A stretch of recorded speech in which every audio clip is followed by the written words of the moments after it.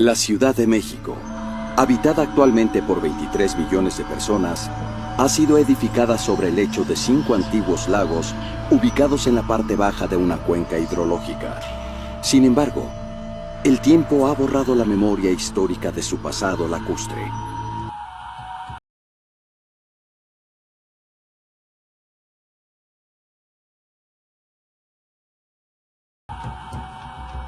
La Cuenca de México es un área geográfica rodeada de sierras, montañas y volcanes, entre los que destacan el Popocatépetl y el Iztaccíhuatl.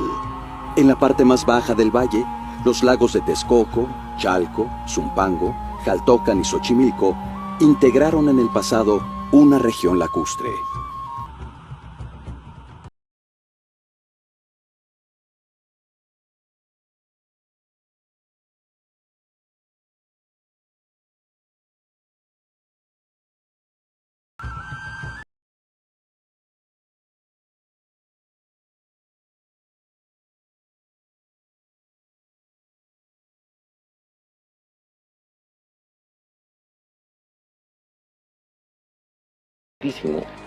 Porque no todas esas partes estaban al mismo nivel. Los lagos más altos era de los 5, Zumpango, luego le sigue en la parte sur el lago de Xochimilco y el lago de Chalco, y el lago más bajo era el lago de Texcoco.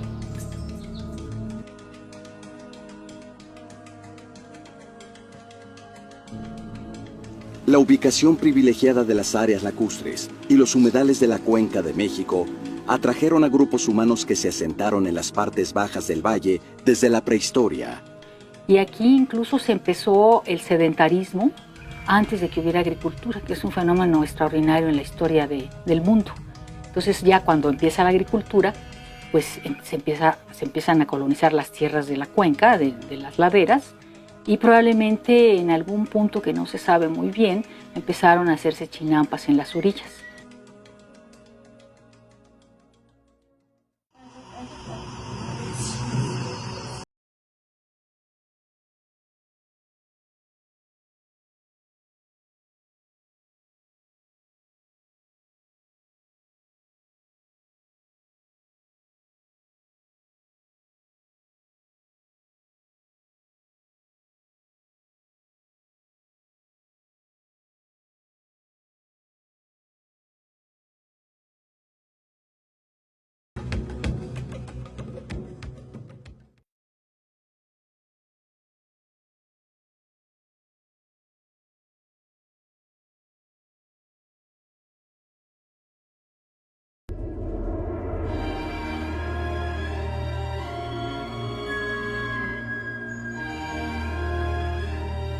Tenochtitlán, la capital del Imperio Mexica. Una ciudad que haría palidecer de envidia a muchas capitales europeas. Una joya en mitad del lago de Texcoco.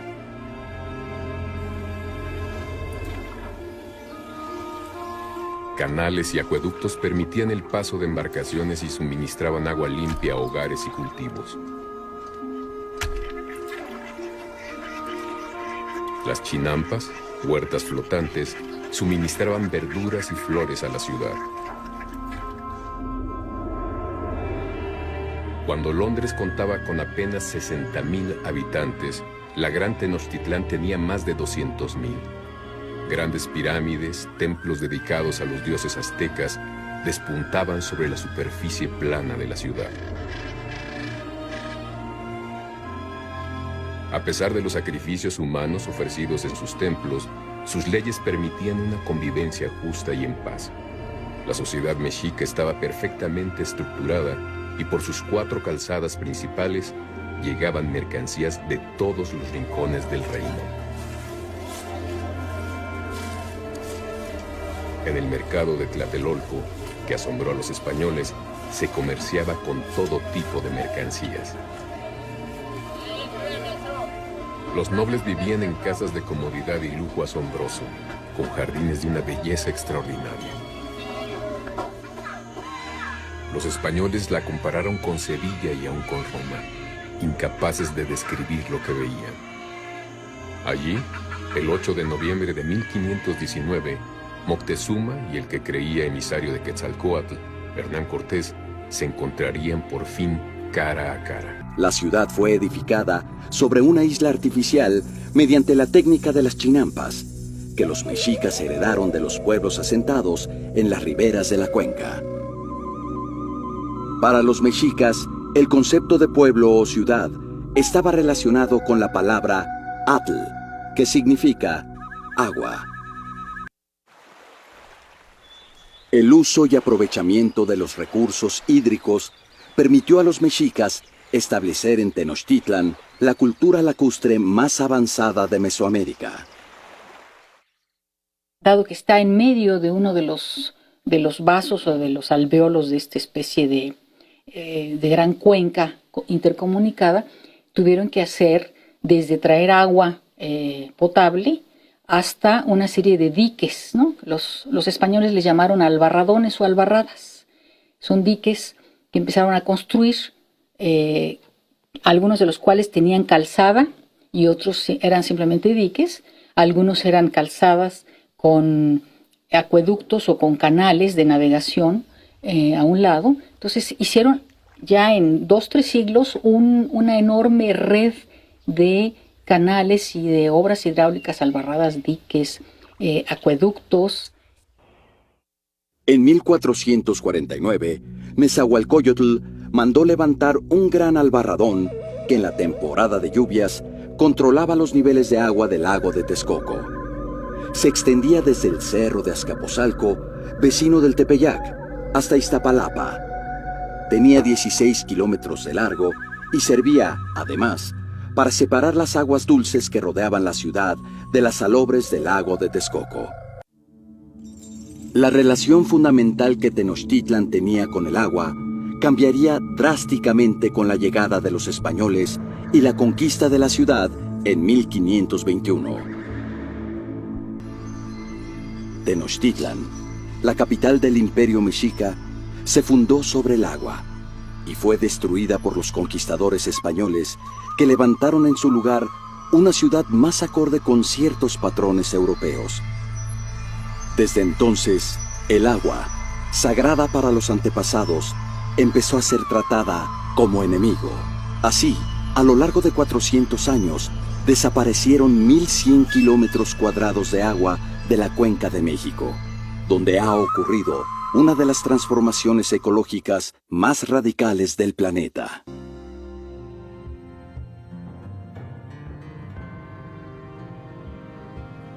En la primavera de 1519, poco más de 600 soldados españoles al mando de Hernán Cortés desembarcaron en una playa del actual estado de Veracruz y se establecieron en Zempoala, pueblo tributario de México Tenochtitlan. En su camino hacia el centro del territorio, Cortés realizó alianzas con los señoríos de Tlaxcala, Huejotzingo y Tehuacán, que serían fundamentales para la derrota de los mexicas. En noviembre de 1519, Hernán Cortés y sus soldados cruzaron entre los volcanes Iztaccíhuatl y Popocatépetl y descubrieron un panorama nunca antes visto por los europeos. Un gran lago se extiende más allá de sus miradas, y en sus riberas destacan poblaciones a manera de puertos: Chalco, Xochimilco, Tacuba, Coyoacán. Y sobre el agua, la Ciudad de México Tenochtitlan, una de las maravillas urbanísticas del Nuevo Mundo. El cronista Bernal Díaz del Castillo, que acompañaba la expedición de Hernán Cortés, escribió: «Vimos cosas tan admirables que no sabíamos qué decir, o si era verdad lo que por delante parecía, que por una parte en tierra habían grandes ciudades, y en la laguna otras muchas. Veíamoslo todo lleno de canoas, y en la calzada muchos puentes de trecho a trecho, y por delante estaba la gran Ciudad de México». Las tropas españolas destruyeron el Templo Mayor y los demás basamentos prehispánicos con el propósito de acabar con los símbolos indígenas. Para los asombrados conquistadores, los dioses eran demonios que la nueva fe debía destruir. Las fantasías que emanaron del Renacimiento europeo se expresaron en innumerables imágenes, totalmente irreales, que atemorizaron al viejo continente. Pero sobre todo, los conquistadores comenzaron a eliminar el universo lacustre de la antigua Tenochtitlan. Los españoles, al tener esta idea de sacar el agua y al no poder entender la cultura lacustre, en lugar de dejarla, de convivir con ella, la destruyen. La conquista de Tenochtitlán y toda su región, no solamente fue Tenochtitlán, toda la región de equilibrio hidráulico, la van a destruir. Y al destruirla, el agua se convierte en enemigo de la ciudad. Por tanto, al ellos decidir fundar la ciudad donde estaba Tenochtitlán, la nueva ciudad virreinal, pues evidentemente el agua va a empezar a ser un grave problema para la sobrevivencia de esa ciudad que estaba inerme. Y entonces empiezan a hacerle protecciones, pero empiezan en realidad a pensar, en todo el siglo XVI, cómo sacar el agua de esa cuenca. Pero en la capital novohispana, que comenzaba a levantarse sobre las ruinas de la antigua Tenochtitlan, las inundaciones eran una complicación que los españoles querían resolver a toda costa. Se rellenaron los canales que daban antes libre curso a las aguas. Muchos fueron convertidos en drenajes y comenzó la paulatina desecación de los lagos.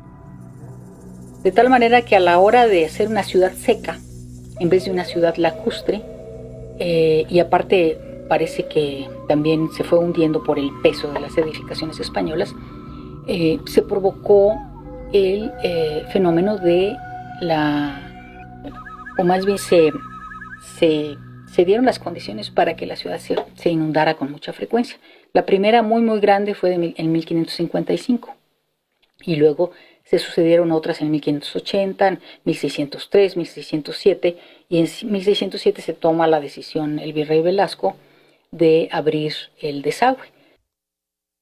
Para desalojar el agua que los europeos no eran capaces de entender ni dominar, era necesario superar las montañas que rodeaban la cuenca, situada a más de 2000 metros sobre el nivel del mar. La solución la proporcionaría la ciencia emanada del Renacimiento europeo. Durante la segunda mitad del siglo XVI, llegaron a la Nueva España varios científicos con el propósito de cumplir dicho anhelo. Como en los tiempos prehispánicos, el Canal de la Viga era una importante vía de transporte de productos agrícolas entre las chinampas de Xochimilco y el centro de la ciudad, además de ser un lugar de paseo dominical para muchos capitalinos.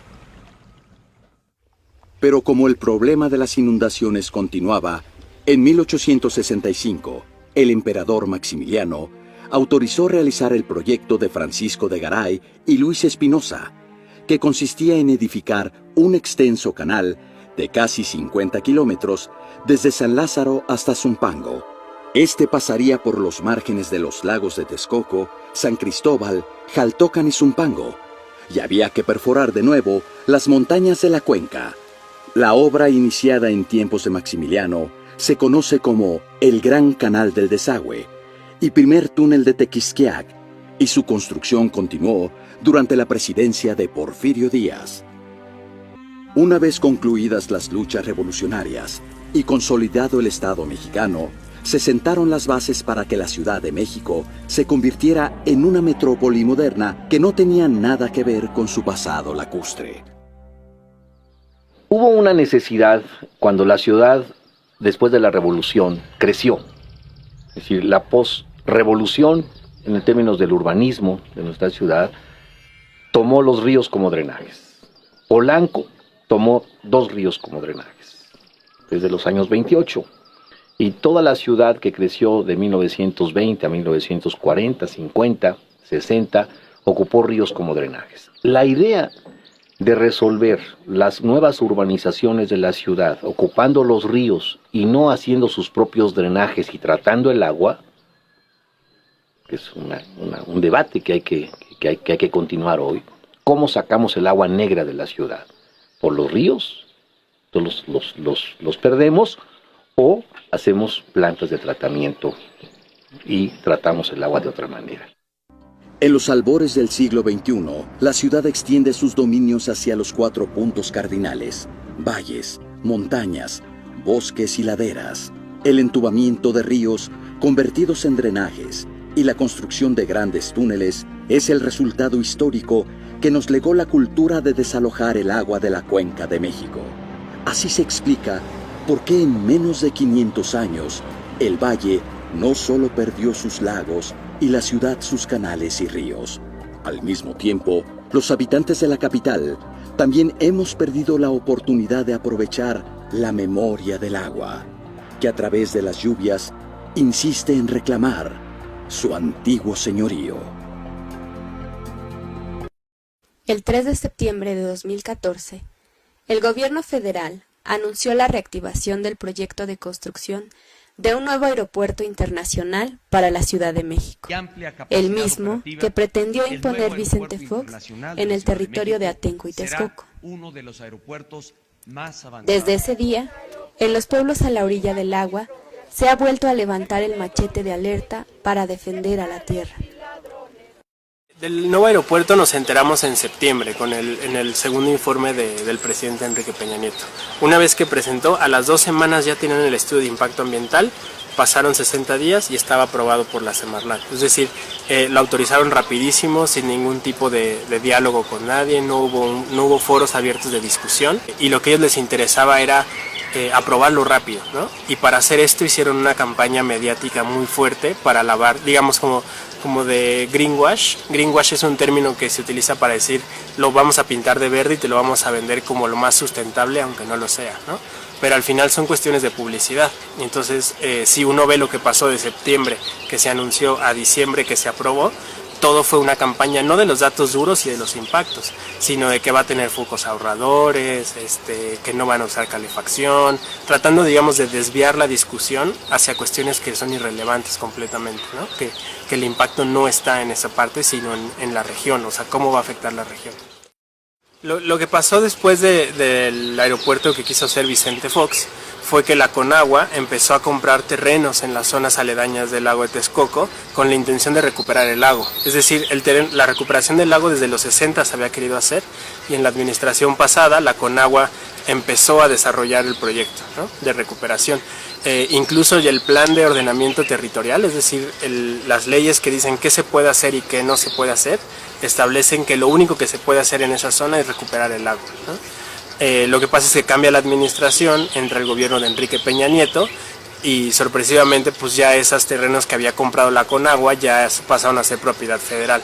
Entonces, ocupando eso y digamos esa forma de chantaje a las comunidades, entonces dice ahora vamos a hacer un aeropuerto y nos vamos a hacer en propiedad federal, ¿no?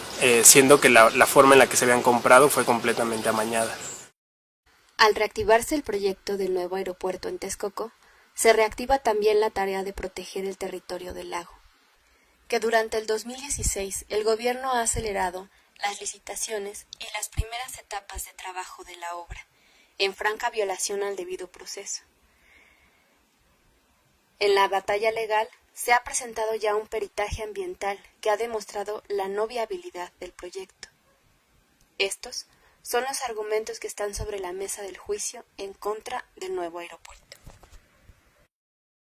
1. Riesgos de inundación. Ciudad de México está en una cuenca, ¿no? Entonces imaginémonos una cuenca, entonces todo el agua que llueve en las partes altas tiende a bajar a la parte más baja de la cuenca, ¿no? Texcoco es lo que queda de los grandes 5 lagos que había en el Valle de México en la época prehispánica. Este lago de Texcoco ahorita es la parte más baja de la cuenca, es decir, todos los escurrimientos del Valle de México van directamente a esta zona. Es por eso que esa zona se inunda mucho y además se hunde mucho, ¿no? Y esto tiene que ver, por ejemplo, si uno se imagina que la Ciudad de México, como sabemos, está sobre un lago, si uno le quita el agua a ese lago, la ciudad va a caer, ¿no? Si uno vuelve a inyectar el agua, eso amortigua, digamos, el peso de la ciudad y evitaría las inundaciones que vemos en toda la Ciudad de México. Desafortunadamente este espacio lo han ido desecando poco a poco, entonces actualmente ya no es más un lago. Es por eso que desde los años 70 se ha querido recuperar el lago. Si recuperáramos ese lago, tendríamos 3 beneficios principales. 1, nos permitiría mandar todo el excedente de agua del valle a esa zona y entonces tendríamos un amortiguador para las inundaciones. En segundo lugar, nos ayudaría a infiltrar agua, que el agua es el recurso más escaso de toda la Ciudad de México, y es escaso porque no tenemos zonas de captación de agua. Entonces el lago de Texcoco sería un excelente vaso de captación de agua. Y la tercera es que al captar el agua y al volver a rellenar mantos acuíferos, lo que nos permitiría es reducir la inundación de la ciudad. Es decir, el proyecto tiene tantas inconsistencias, tantas deficiencias, tenemos muchísima incertidumbre sobre lo que va a pasar, sobre cuáles van a ser sus impactos reales. Digamos, básicamente no hubo una evaluación real de los impactos ambientales y por lo tanto la Semarnat debió haberlo rechazado y al aprobarlo está cometiendo una grave falta al procedimiento de evaluación de impacto ambiental. El fallo, digamos, tendría que revocar la autorización de impacto ambiental que emitió la Semarnat. Para hacer frente a esta amenaza, es urgente convocarnos a tomar conciencia. Participemos activamente. Exijamos la cancelación definitiva de este megaproyecto de muerte. Tierra sí, aviones no. Tierra sí, aviones no.